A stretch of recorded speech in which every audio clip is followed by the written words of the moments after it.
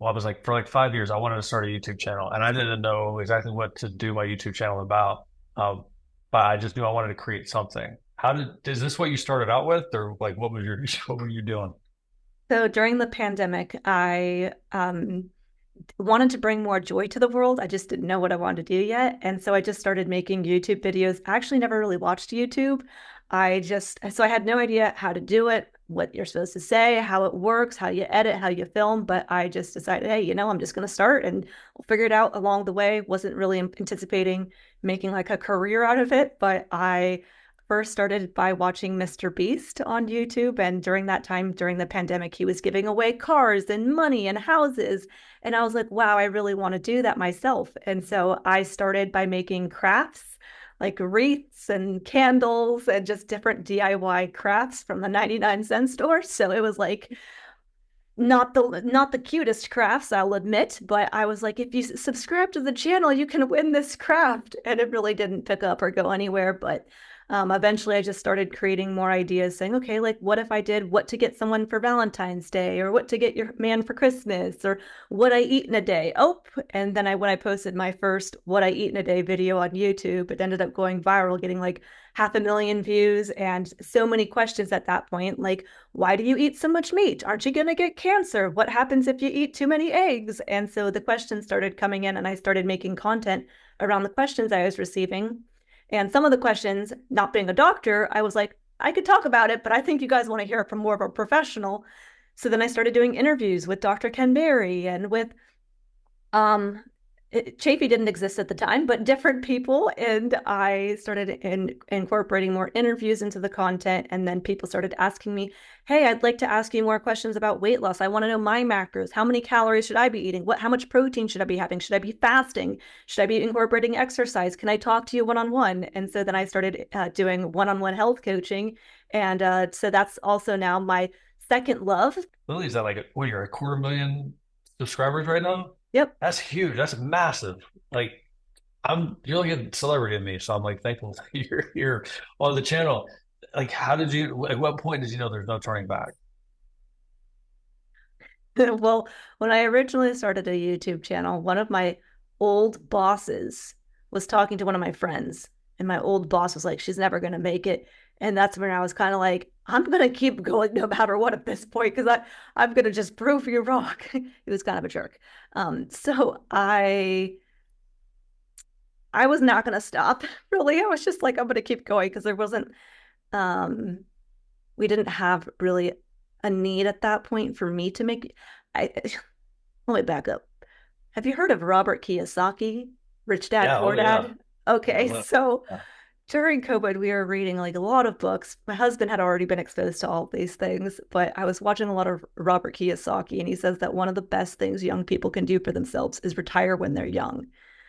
And essentially, what that means is most people, they look so forward to retiring. Oh, I can't wait till I hit retirement age. And then what ends up happening? Well, a lot of people end up finding that they need something to get them motivated to get out of bed. They still like to get dressed in the morning. Otherwise, they feel like they're kind of not contributing to society. So people, once they retire, it's like we all are trying to get there so quickly. But once you get there, you end up, you know what? I'm just going to work at the zoo. You know what? I'm going to be the person at Walmart who checks people out because you kind of just want to have something to do.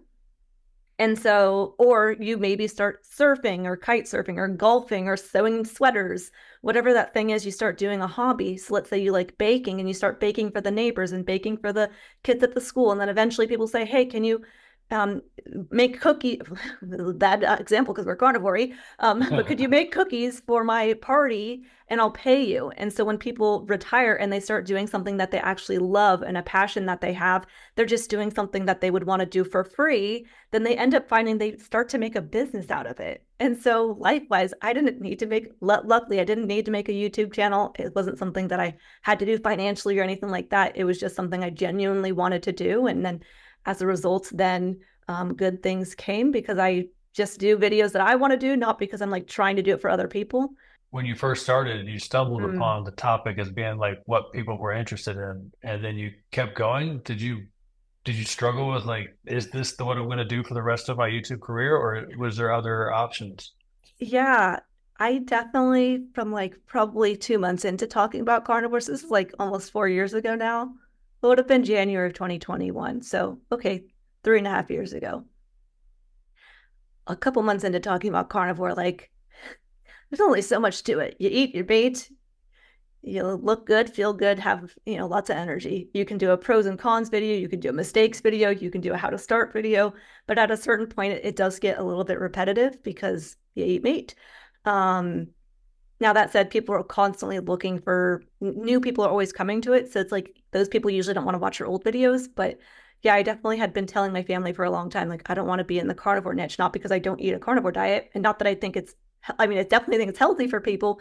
It's just that I didn't find it as fulfilling once I already said what I had needed to say. But yeah, I slowly have been trying to branch out into different topics and bring on different guests who aren't carnivore and bring on different people to interview who, for me, like challenge my thinking or who expand my thinking. And so, yeah, I didn't want to do it forever, but it seems to be the videos that do really well because a lot of my niche and a lot of my people came to me for that reason.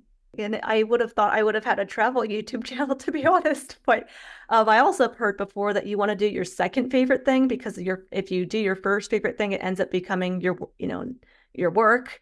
And so it kind of ruins your passion. So in a sense, I'm happy I don't do traveling as a YouTube channel, but that's what I watch off camera. Yeah, it's challenging because it's like you don't want to, there's the fine line of like being too repetitive, but also like you're always having new people come.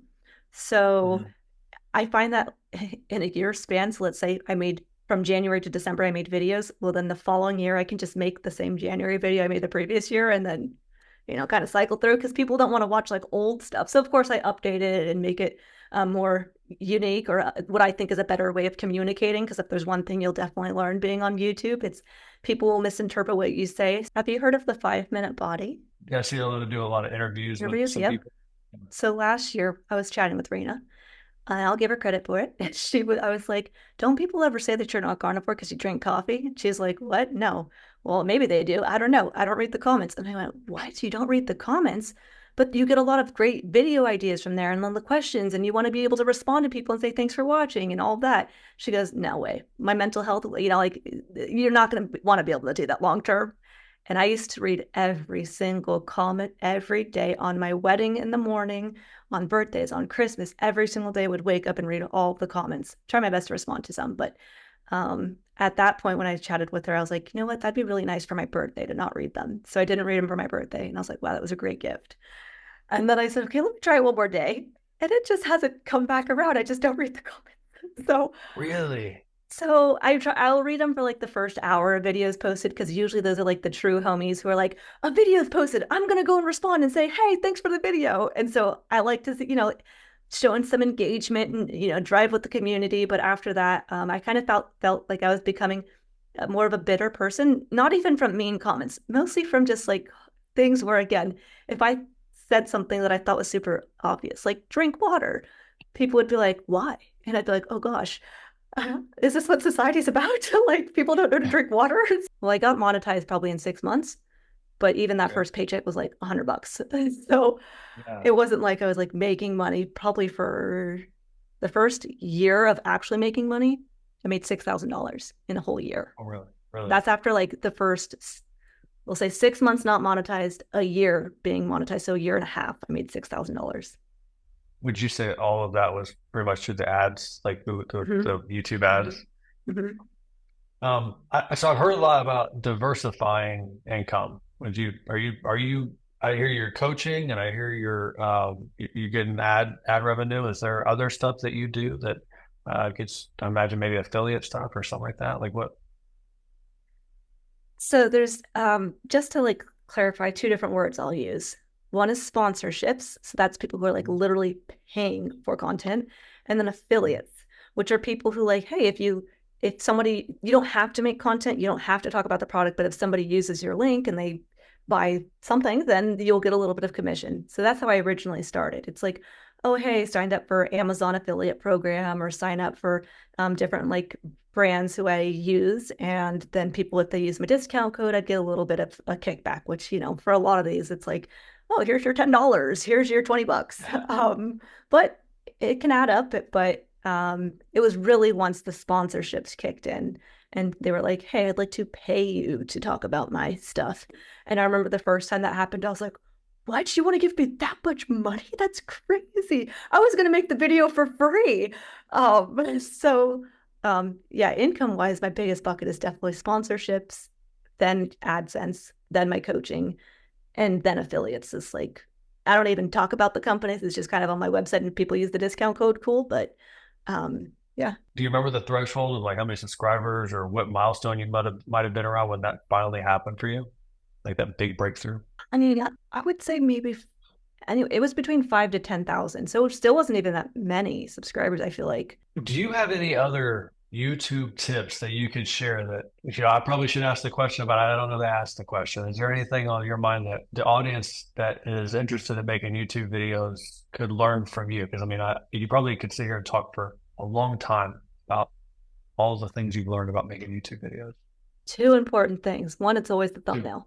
I know you've heard it in every other YouTube video thing, but it is the truth. I will to this day update past thumbnails and videos because I'm like a crazy person probably, and I should just leave things in the past, but I'm like, no, I want them to hit a certain number of views. So I will, it's crazy because I'll have videos that are like dead. It'll say like, oh, there's only been 12 views in the last 48 hours. I'll change the thumbnail. I had a video go from like 20,000 views to 150,000 views just by changing the thumbnail after it had been posted for like months. Really? So thumbnails, like people say, really is the most important thing. So start with like that idea. If you can like think of like, what's the thumbnail I want to do? Okay, what's the title going to be? Sometimes I just think of titles and I have no idea what I'm going to talk about in the video. Like I have a lot of titles that I'm like, that would be a great title people would like to watch, but what am I going to talk about? So then I have to like find the substance.